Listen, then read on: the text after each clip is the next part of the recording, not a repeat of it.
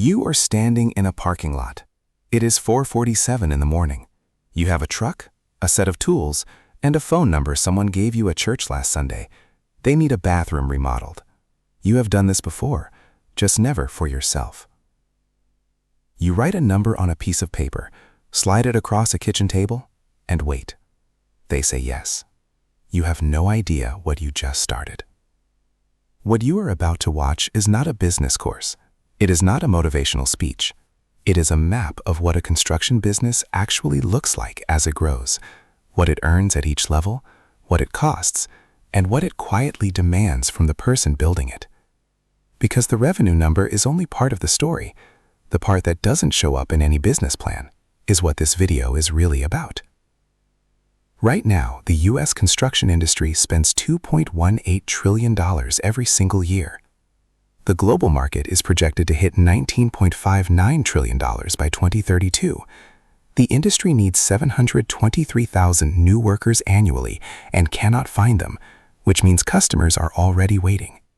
They are willing to pay premium prices for a contractor who shows up on time, communicates clearly, and finishes what they started. The opportunity is real. The question is whether you can build a business around it, or just a job. Level 1 is $0 and a first job. You are not a company yet. You are a person with a skill and a truck. You focus on labor only, no materials, no overhead, no employees. You use the client's deposit to buy what you need. Even starting lean, you need at least $5,000 to $10,000 for licensing, insurance, and basic tools. You rent the big equipment, the excavators, the lifts, the mixers, per job. There is no point buying machines that sit in a driveway between projects.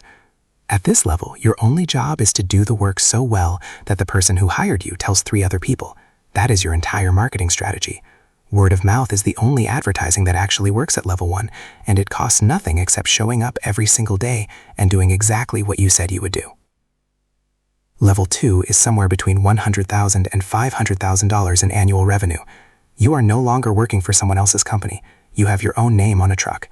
And this is where most people make the first fatal mistake.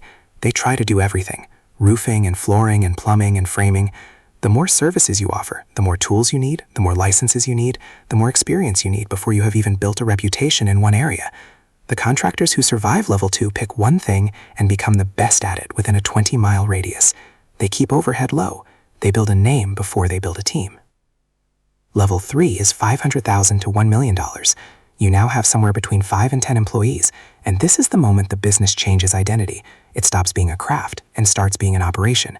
At this level, you can still maintain direct control over every job. You can still walk a site and catch a problem before it costs you. Small projects, $50,000 to $500,000, actually give you better margins here because you do not need subcontractors eating into your numbers. But something else is happening at level 3 that nobody warns you about. 74% of construction companies at this size experience moderate to severe cash flow problems. Not because the jobs are not profitable, because the money comes in slow and goes out fast. You pay your crew on Friday. The client pays their invoice in 45 days. That gap between the Friday you paid and the Tuesday the check cleared is where construction businesses die quietly while looking busy from the outside. Level 4 is $1 million to $3 million. You have multiple crews, multiple job sites, a truck you no longer drive yourself every day, and you have discovered the most dangerous trap in the industry, the craftsman trap. You started this business because you were good with your hands, not because you dreamed of reading profit and loss statements. So you were still on the job sites, still estimating every bid, still handling every client complaint personally. And because your time is completely filled doing the job, there is no time left to build the business. You are not running a company. You are stuck in a job that has overhead and a demanding boss who is yourself. The contractors who break through level 4 are the ones who learn to step back before they feel ready, to hire a project manager before they can afford one, to trust a foreman before they have proof, and to spend their time on systems instead of hammers. Level 5 is $3 million to $10 million.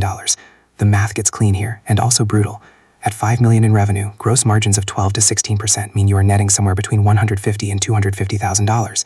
That's a business generating $5 million a year, taking home the salary of a mid-level corporate employee. The margin is not the problem. The unbilled work is. Change orders. Extra work done in the flow of a busy project that never gets formally priced, approved, and invoiced. On commercial projects, unbilled change orders can represent 10 to 20% of a project's total value. That's money you earned, spent, and never collected. And at this level, a new ceiling appears: bonding capacity. The bigger projects, the government contracts, the commercial work worth millions, they require a surety bond. And bonding companies look at your balance sheet. They look at your working capital. They look at whether your financials are clean.